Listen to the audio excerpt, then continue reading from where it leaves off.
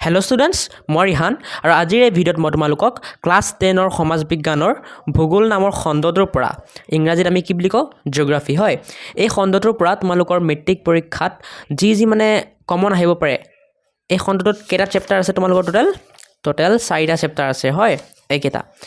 আৰু এই 4টা চেপ্টাৰৰ পৰা তোমালোকৰ যি কমন কুৱেশ্যন আছে মেট্ৰিক পৰীক্ষাত আহিব পাৰে সেইবোৰ মই তোমালোকক দিম। অসমীয়া আৰু ইংৰাজী দুইটা মাধ্যমৰ কাৰণে দিম, গতিকে ভিডিঅ'টো শেষৰলৈকে চাই থাকিবা। আৰু তোমালোকক মই ভিডিঅ'টোৰ মাজতে কৈ দিম যে কেনেকৈ তোমালোকে অতি কম সময়ৰ ভিতৰত 70% চিলেবাছ শেষ কৰিব পাৰিবা সমাজ বিজ্ঞানৰ। মানে তোমালোকে কেনেকৈ আৰামছে পাছ কৰিব পাৰিবা আৰু এটা ভাল নাম্বাৰ স্ক'ৰ কৰিব পাৰিবা যাতে ফাৰ্ষ্ট ডিভিজন যেনে তেনে হ'লেও পাই যোৱা। ঠিক আছে, যদি এতিয়ালৈকে একো পঢ়া নাই তথাপিও চিন্তা নাই, তোমালোকে অতি সহজতে কম সময়তে সমাজ বিজ্ঞানত ভাল স্ক'ৰ কৰিব পাৰিবা। গতিকে ভিডিঅ'টো শেষৰলৈকে চাই থাকিবা, মই ভিডিঅ'টোৰ মাজতে কৈ দিম। এতিয়া আজি মই এই ভিডিঅ'ত অকল কমন কুৱেশ্যন আনচাৰবোৰ দিম। চ' প্ৰথমে ষ্টাৰ্ট কৰোঁ আমি চেপ্টাৰ 1ৰ পৰা। মোৰ তাত বৰ্তমান মানে অসমীয়া মিডিয়ামৰ কিতাপটোহে আছে, ইংলিছ মিডিয়ামৰটো নাই। গতিকে একেই চেপ্টাৰটো ছেমেই হয়, খালি ইংলিছত ট্ৰান্সলেট আছে তোমালোকৰ মানে কিতাপখনত। বাকী কুৱেশ্যন নাম্বাৰখিনি মই কৈ যাম, তোমালোকৰ কিতাপত চিন্তি ল'বা ইংলিছ মিডিয়ামবোৰে। এতিয়া চেপ্টাৰ 1টো ওলোৱা। চেপ্টাৰ 1টো এতিয়া চেপ্টাৰ 1টোৰ তোমালোকে অনুশীলনী বা ইংলিছত যাক আমি এক্সাৰচাইজ বুলি কওঁ তাত যোৱা।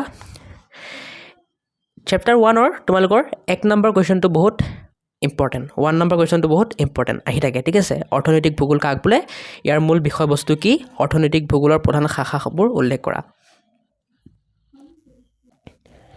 এতিয়া ইংলিছ মিডিয়ামবোৰে তোমালোকৰ কিতাপত এই 1 নম্বৰটো চাই লোৱা, কুৱেশ্যনটো কি লিখা আছে। কুৱেশ্যনটো তোমালোকৰ বাবেও ছেইম, ইহঁতৰ বাবেও ছেইম, অসমীয়া মিডিয়ামৰ বাবে খালি ইয়াত অসমীয়াত লিখা আছে, তাত ইংলিছত লিখা আছে হয়। গতিকে নাম্বাৰবোৰ চাই পেলাই তাত তোমালোকে ইম্পৰ্টেণ্ট বুলি চিন দি লোৱা। এতিয়া এই চেপ্টাৰটোৰ 1 নম্বৰটো ইম্পৰ্টেণ্ট, 6 নম্বৰটো ইম্পৰ্টেণ্ট, সম্পদ বুলিলে কি বুজায়, ইয়াৰ প্ৰধান বৈশিষ্ট্যসমূহ উল্লেখ কৰা। 7 নম্বৰটো ইম্পৰ্টেণ্ট, সম্পদ পৰিৱৰ্তনশীল, ব্যাখ্যা কৰা। 11 নম্বৰটো ইম্পৰ্টেণ্ট, উদাহৰণসহ সম্পদৰ শ্ৰেণী বিভাজন সম্পৰ্কে লিখা। পিছত 15 নম্বৰটো ইম্পৰ্টেণ্ট, সম্পদ সংৰক্ষণ বুলিলে কি বুজা, ইয়াৰ প্ৰয়োজনীয়তা কি। পিছত 17 নম্বৰটো ইম্পৰ্টেণ্ট,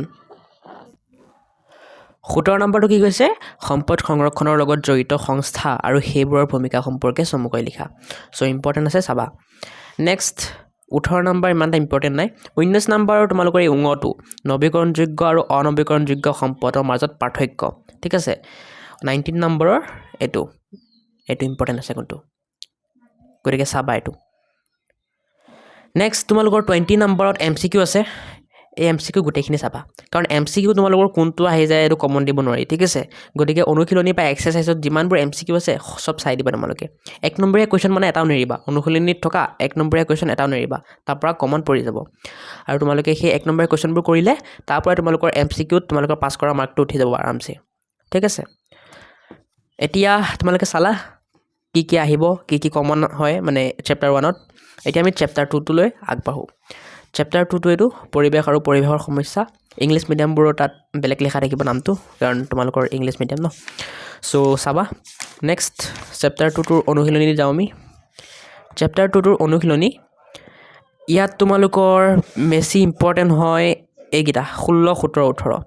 মানে পানী প্ৰদূষণ, মাটি প্ৰদূষণ, বায়ু প্ৰদূষণ, যিকোনো প্ৰদূষণৰ বিষয়ে তোমালোকক লিখিব দিব পাৰে।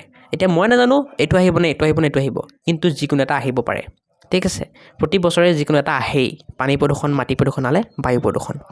গতিকে এইকেইটা ভালকৈ চাই যাবা, ইয়াৰ পৰা যিকোনো এটা আহিব পৰা সম্ভাৱনা আছে। 16, 17 আৰু 18। নেক্সট 20 নম্বৰটো, মৰুকৰণৰ কাৰণ দৰ্শোৱা, মৰুকৰণৰ সংজ্ঞা দিয়া, ঠিক আছে।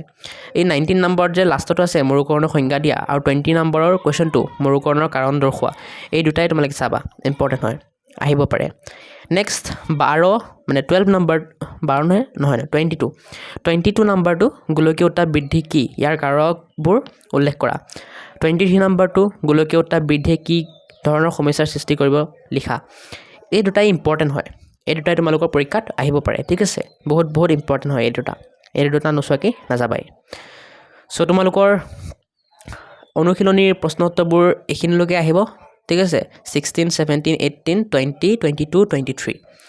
নেক্সট তোমালোকে এইকেইটা অকণমান চাই যাবা যে কাৰ্বন ডাই অক্সাইডৰ কনচেনট্ৰেশ্যন, মানে বায়ুমণ্ডলত কাৰ্বন ডাই অক্সাইড কিমান পৰিমাণে থাকে, কিমান পাৰ্চেণ্টেজত থাকে, 0.035% থাকে, ঠিক আছে।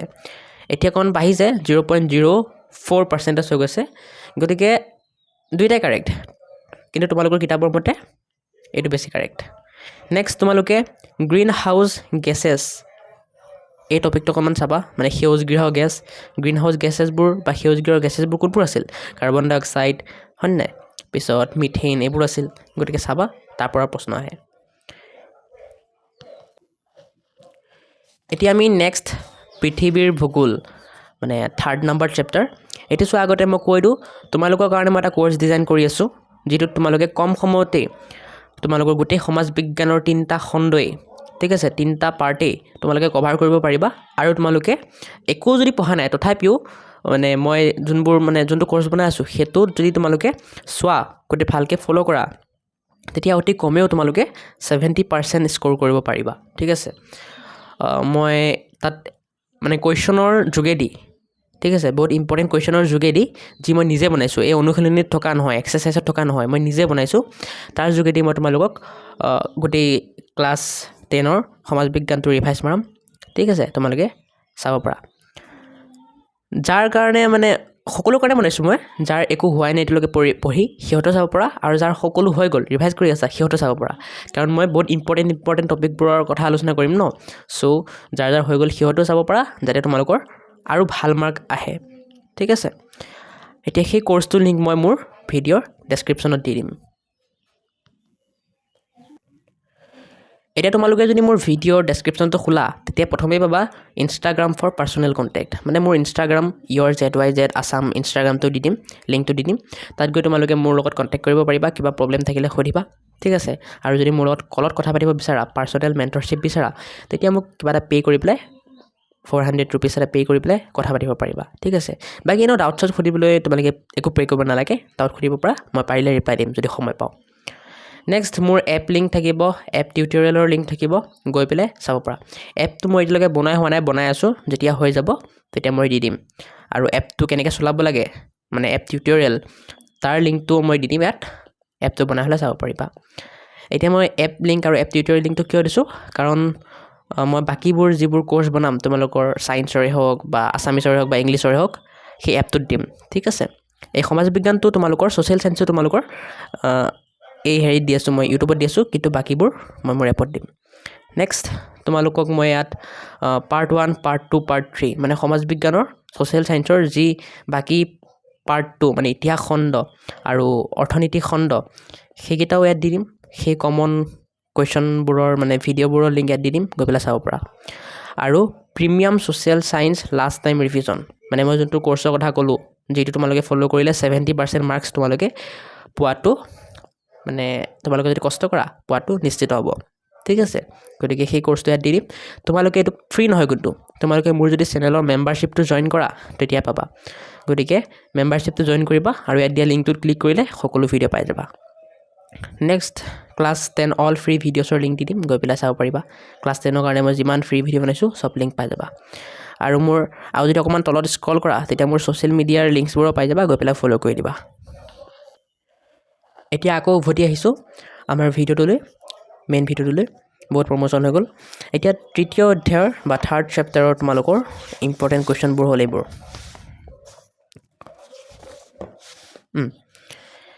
2 নম্বৰটো ইম্পৰ্টেণ্ট হয়। মহাদেশীয় বিস্থাপন সূত্ৰ অনুসৰি পৃথিৱীৰ অৱস্থা আদিতে কেনে আছিল, ঠিক আছে, এইটো ইম্পৰ্টেণ্ট হয়। 6 নম্বৰটো ইম্পৰ্টেণ্ট হয়। এছিয়া মহাদেশৰ প্ৰাকৃতিক বৈশিষ্ট্যসমূহ চমুকৈ আলোচনা কৰা। 7 নম্বৰৰ 1টো ইম্পৰ্টেণ্ট হয়, মানে 7 নম্বৰৰ কটো, এইটো ইম্পৰ্টেণ্ট হয়। পৃথিৱীৰ মুঠ জনসংখ্যাৰ প্ৰায় 90% উত্তৰ গোলাৰ্ধত থুপ খাই আছে কিয়, এইটো ইম্পৰ্টেণ্ট হয়। নেক্সট তোমালোকৰ এই 8 নম্বৰখিনি, এই গোটেইখিনি চাই দিবা, কাৰণ এইকেইটা 1 বা 2 নম্বৰীয়া কুৱেশ্যন। এইকেইটাৰ পৰা কোনটো ইম্পৰ্টেণ্ট হয়, মানে কোনটো আহি যাব কোনো খাটাং নাই, ঠিক আছে। সৰু কুৱেশ্যনবোৰ মানে কোনটো আহি যায় কেতিয়া, এইটো কোনো মানে প্ৰিডিক্ট কৰিব নোৱাৰে, গতিকে চাই দিবা। বেছি সময় নালাগে সৰুবোৰ মুখস্থ কৰিবলৈ, 8 নম্বৰখিনি। এতিয়া 9 নম্বৰ চমুটোকা লিখা, মানে শ্বৰ্ট নোট। ইয়াৰে যিটো প্ৰথম আছে পেনজিয়া, এইটো ইম্পৰ্টেণ্ট হয়, এইটো বিষয়ে চাবা। নেক্সট তোমালোকে 11 নম্বৰকেইটা কি MCQ হয়, গতিকে এই MCQ কেইটা চাবা। MCQটো কমন, মানে দিবলৈ বহুত টান, প্ৰিডিক্ট কৰিব নোৱাৰি কোনটো আহি যায় কেতিয়া। তোমালোকক যোন মানে চেনেলবোৰে যোন ইউটিউব ভিডিঅ'বোৰত তোমালোকে পোৱা যে MCQ 100% এইকেইটা আহিব সেইবোৰ ফেক সেইবোৰ বিশ্বাস নকৰিবা কাৰণ কোনো প্ৰেডিক্ট কৰিব নোৱাৰে এতিয়া 3rd নম্বৰ চেপ্টাৰটো হৈ গ'ল নেক্সট আমাৰ অসমৰ ভূগোল এই চেপ্টাৰটো আমি ক'ম 4th নম্বৰ চেপ্টাৰ তোমালোকক আৰু কি টপিকৰ ওপৰত ভিডিঅ' লাগে মোক কমেণ্ট কৰিবা মই তোমালোকক নিশ্চয় সেই ভিডিঅ'টো বনাই হেল্প কৰিবলৈ চেষ্টা কৰিম ঠিক আছে এতিয়া তোমালোকৰ 4th নম্বৰ চেপ্টাৰ যিটো লাষ্ট চেপ্টাৰ সেইটোৰ কাৰণে মই কমন দি আছোঁ চোৱা এক্সাৰচাইজটো ওলাই ল'বা ওলাই পেলাই 9 নম্বৰটো ইম্পৰ্টেণ্ট বুলি চিন দি ল'বা ঠিক আছে অসমলৈ প্ৰাচীন কালৰ পৰা বৰ্তমান সময়লৈকে হোৱা জনপ্ৰব্ৰজনৰ সূত্ৰবোৰ একাধিক্ৰমে উল্লেখ কৰা এইটো ইম্পৰ্টেণ্ট হয় চিন দি ল'বা 21 নম্বৰটো ইম্পৰ্টেণ্ট হয় অসমৰ অৰ্থনীতিত কৃষি খণ্ডৰ ভূমিকা সম্পৰ্কে চমুকৈ আলোচনা কৰা 30 নম্বৰটো ইম্পৰ্টেণ্ট হয় অসমৰ চাহ উদ্যোগৰ বিষয়ে চমুকৈ লিখা 33 নম্বৰটো ইম্পৰ্টেণ্ট হয় অসমৰ ঔদ্যোগিক বিকাশ এতিয়াও কিয় মন্থৰ হৈ আছে তাৰ কাৰণসমূহ লিখা এতিয়া এইকেইটাটো ইম্পৰ্টেণ্ট হয় কিন্তু চবত থাকি মোষ্ট ইম্পৰ্টেণ্ট হয় মেপ আঁকা তোমালোকৰ এই চেপ্টাৰটোৰ পৰা প্ৰতি বছৰেই মেপ আঁকা কুৱেশ্যন এটা আহে ঠিক আছে মানচিত্ৰ অংকন কৰা এতিয়া সেই কুৱেশ্যনটো তোমালোকৰ আহেই গতিকে আৰু তাত 4 নহ'লে 5 এনেকৈ নাম্বাৰ থাকে গতিকে তোমালোকে অসমৰ মেপটো ভালকৈ প্ৰেক্টিছ কৰিবা আৰু তাত কিবা ঠাইৰ নাম বহা আহিব পাৰে বা বেলেগ কিবা কিবি আহিব পাৰে গতিকে বেছি কোনবোৰ আহে জানা বেছি আহে তোমালোকৰ ৰাষ্ট্ৰীয় উদ্যানবোৰ বহাবলৈ ঠিক আছে যেনেকৈ কাজিৰঙা ৰাষ্ট্ৰীয় উদ্যানটো ক'ত আছে বহোৱা সেইটো আহিব পাৰে চাবা তেল শোধনাগাৰবোৰ বহাব আহিব পাৰে নেক্সট চাহ বাগিচাবোৰ বহাব আহিব পাৰে পৰিবহণ পথ মানে তোমালোকৰ ক'ৰবাত যদি দলং আছে যেনেকৈ শৰাইঘাট দলংটো ক'ত আছে বহাব দিব পাৰে বা তোমালোকৰ ৰাস্তা যেনেকৈ নেশ্যনেল হাইৱে 37 ক'ত আছে তোমালোকক বহাব দিব পাৰে এনেকুৱাবোৰ আহিব পাৰে ঠিক আছে মেপ আকাত গতিকে মেপ আকাৰতো চাবাই এইটো আহেই প্ৰত্যেক বছৰো আহে এবাৰো অহা চান্স বহুত বেছি আছে চ' এইখিনি আছিল তোমালোকৰ এই ভূগোল চেপ্টাৰটোৰ পৰা যিমান মই কমন দিব পাৰোঁ দিলোঁ মই ট্ৰাই কৰিছোঁ যে অতি কমতকৈ কম তোমালোকক কুৱেশ্যন দিওঁ যাতে তোমালোকে সোনকালে তোমালোকে সেইবোৰ মুখস্থ কৰিব পৰা ঠিক আছে এতিয়া মই নকওঁ যে 100% এইবোৰে আহিব কাৰণ বাকীবোৰ চেনেলৰ দৰে মই ফেক প্ৰমিছ কৰি ভাল নাপাওঁ কাৰণ 100% কি হ'ব সেইটো ময়ো নাজানো কোনো নাজানে যোনে পেপাৰ ছেট কৰিব সিহে অকলে জানে